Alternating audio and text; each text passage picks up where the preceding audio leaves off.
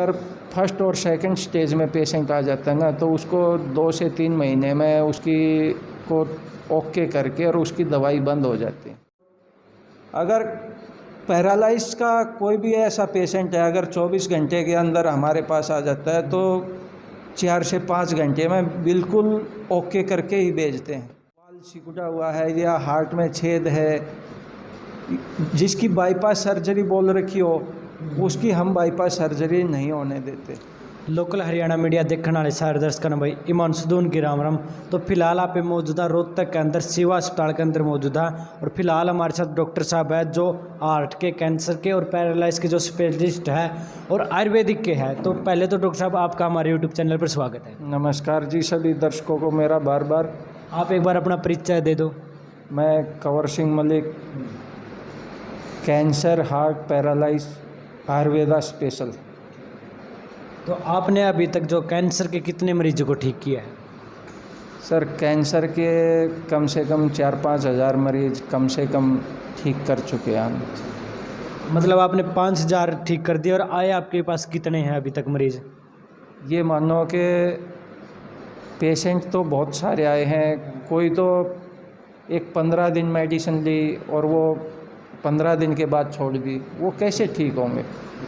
आयुर्वेदिक जो मेडिसिन है उसके रिज़ल्ट हम, अगर कीमो पेशेंट ने नहीं ले रखी तो 15 से 30 दिन में उसको रिज़ल्ट दिखेगा। अगर कीमो ले रखी है तो 30 से 45 दिन में उसको रिज़ल्ट दिखाई दे जाएगा। आपने अभी तक जो है कितने, मतलब फर्स्ट स्टेज का या सेकंड स्टेज का, कितने, मतलब कौन सी स्टेज तक आप जो है ठीक कर सकते हो? ज़्यादातर तो लास्ट स्टेज वाले पेशेंट आते हैं। अगर फर्स्ट और सेकंड स्टेज में पेशेंट आ जाता है ना, तो उसको 2 से 3 महीने में उसकी को ओके करके और उसकी दवाई बंद हो जाती है, और आगे ज़िंदगी में कभी मेडिसिन खाने की ज़रूरत पड़ेगी नहीं। कैंसर के बारे में यहाँ पर फिर खर्चा कितना लगेगा जो कैंसर का मरीज आए आपके पास?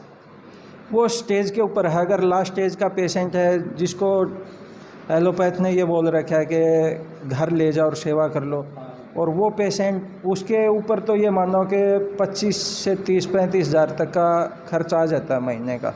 लेकिन जैसे जैसे रिकवरी आएगी उसकी मेडिसिन का खर्च कम हो जाएगा, और ज़्यादातर करीब 6 से 8 महीने में मेडिसिन बंद हो जाती है। कैंसर किन किन कारणों से बनती है? कैंसर के कई सारे कारण हैं, लेकिन इसमें जो मुख्य कारण है उसमें जैसे गुटखा, बीड़ी, पान, तम्बाकू, इनसे तो कैंसर बनता ही है। लेकिन आज 100 में से 70% वो पेशेंट आते हैं जिसने आज तक गुटखा, बीड़ी, तम्बाकू आज तक यूज ही नहीं किया। तो कैंसर कैसे बना? कैंसर की वैसे तो कई सारी वजह हैं, लेकिन जो सबसे ज़्यादा बड़ी वजह है, एक तो दिनचर्या का ख़राब होना, और खाने पीने का जो हमारा, जैसे बाज़ार का खा लिया या बाज़ार का नहीं खा के, हमने खा तो पेट भर के ज़्यादा लिया। जो हम खाना खाते हैं वैसे तो 1 या 1.5 रोटी का भूखा उठना ही चाहिए। भूखा उठेंगे तभी बहुत सारी बीमारियों से बच जाएंगे। और केमिकल यूज ना करें, ऑर्गेनिक की तरफ जाएं, केमिकल से। केमिकल किन किन चीज़ों में आता है हमारे खाने वाले? सब केमिकल तो हर चीज़ में केमिकल आ गया आज, और सबसे ज़्यादा केमिकल आज के दिन सब्जी में है, फल में है, और अनाज में तो है ही, लेकिन अनाज में कम है, सब्जी में सबसे ज़्यादा केमिकल है।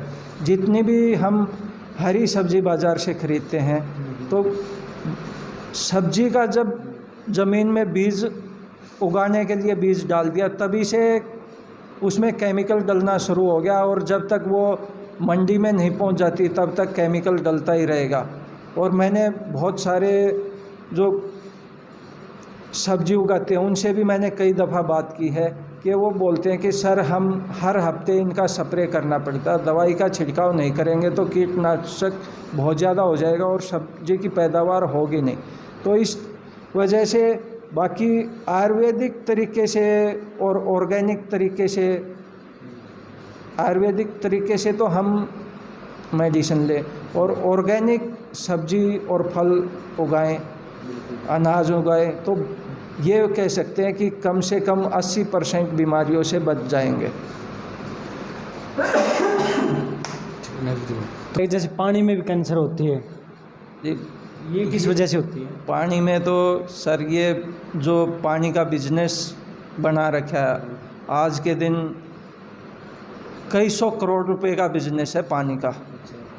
जो ये आज से 30 साल पहले किसी ने बोला होगा कि पानी भी बिकेगा, तो ये सुनकर ऐसा लगा होगा कि ये बंदा झूठ बोलता है कि पानी भी कोई बिकने की चीज़ है। और आज के दिन सबसे बड़ा बिजनेस पानी का है। तो पानी में जब जो मिनरल्स हैं जो शरीर को चाहिए वो तो छोड़ते ही नहीं, उसको बिल्कुल प्योर कर देते हैं। तो जो शरीर को चाहिए वो मिनरल्स मिलेंगे नहीं शरीर को, तो बीमारी तो बनेंगी। अब आपको ये बोलें कि पानी प्यास पानी की है और वो आपको बार बार जूस दें या दूध दें, तो आपकी प्यास थोड़ी बुझ जाएगी। प्यास तो पानी से ही बुझेगी।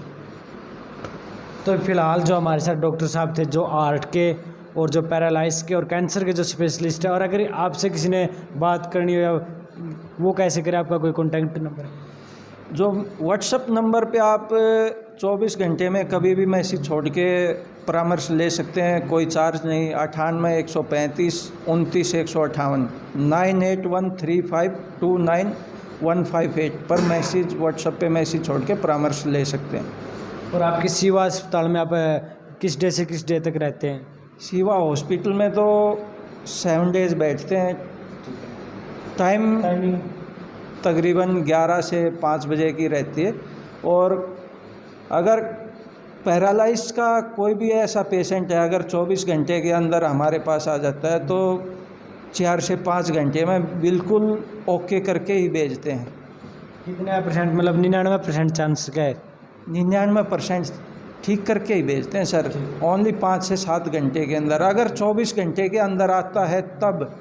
अगर अभी तक आपके पास कितने पेशेंट आए 24 घंटे के अंदर जो आ गए आपके पास और वो ठीक हो गए चले गए? कम से कम सैकड़ों पेशेंट आए हैं कि जो 24 घंटे के अंदर आ गए और वो 5 से 7 घंटे के अंदर रिकवरी होकर घर चले गए।